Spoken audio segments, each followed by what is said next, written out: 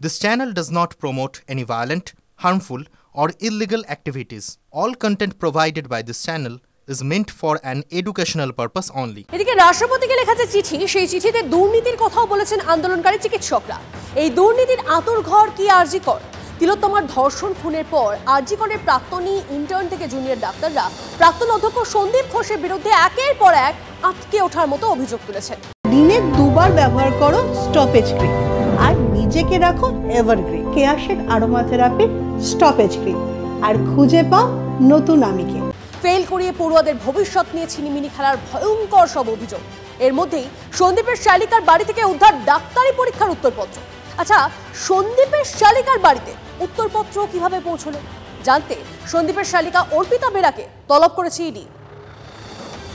অত্যন্ত মেধাবী ছাত্র, ইউনিয়ন করে না, তাদেরকে ফেল করানো হয়েছে। এক্স প্রিন্সিপালের সময় থেকেই কালচারটা যখন হয়েছে, আমরা বলতে পারি সেই সময় থেকেই হয়েছে। আরজিকর কাণ্ডের পর টিভি9 বাংলায় এমনই চমকে ওঠার মতো অভিযোগ করেছিলেন আরজিকরের ইন্টার্ন থেকে প্রাক্তনীরা। তাদের অভিযোগ, আরজিকরের রন্ধ্রে রন্ধ্রে ছড়িয়ে দুর্নীতি, অনিয়ম, সন্ত্রাস, আতঙ্কের রোগ।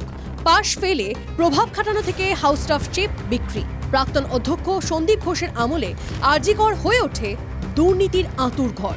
এটা আমরা দেখেছি যে আরজিকে টিএমসিপি ইউনিটের যারা অ্যাক্টিভ সদস্য ছিল বলে বলতো তোকে ফেল করালাম।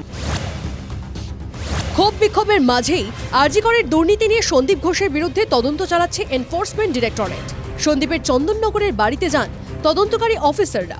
সেখানে গিয়ে জানতে পারেন সন্দীপের শ্বশুর শাশুড়ি চন্দননগরের বাড়ি ছেড়ে কলকাতা বিমানবন্দর এলাকায় মিলনপল্লীতে শালিকার ফ্ল্যাটে গিয়ে ওঠেন। তাদের থাকার জন্য ওই আবাসনে একটি ফ্ল্যাট ভাড়া নেওয়া হয়। সন্দীপের শালিকা ইএসআই হাসপাতালের চিকিৎসক অর্পিতা বেরার ফ্ল্যাটে হানা দেয় ইডি। তল্লাশিতে মেলে একটি কালো ট্রলি ব্যাগ। সন্দীপের শালিকার ফ্ল্যাট থেকে উদ্ধার ডাক্তারি পরীক্ষার তাড়া উত্তরপত্র। বাজেয়াপ্ত করা হয় প্রচুর দলিল। উদ্ধার সরকারি টেন্ডারের কপিও।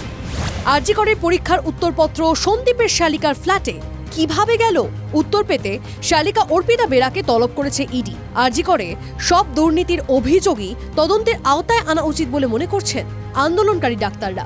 এই যে 200 পাতার উত্তরপত্র পাওয়া, আমার মনে হয় এটার আরও বেশি করে তদন্ত হওয়া উচিত এবং সবটাই তদন্তের আওতায় আনা উচিত। যে সমস্ত ডাক্তাররা এই ধরনের অসৎ উপায় অবলম্বন করে পরীক্ষা দিত এতদিন ধরে বা পাস করত, তাদের হাতেই কিন্তু আগামী দিনের স্বাস্থ্য ব্যবস্থা দাঁড়িয়ে আছে। তিলোত্তমা দিদির এই ঘটনাটা না ঘটলে হয়তো এত কিছুর মূলে আমরা পৌঁছাতে পারতাম না।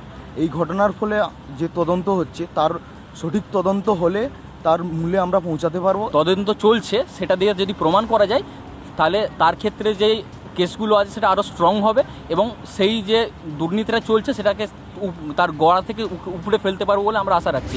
প্রশ্ন হলো, কার মদতে, কোন সাহসে সরকারি হাসপাতাল বেনিয়মের আখড়া হয়ে উঠল? পড়ুয়া থেকে চিকিৎসক অনেকেরই প্রশ্ন, প্রাক্তন অধ্যক্ষ সন্দীপ ঘোষের মাথায় কার হাত ছিল?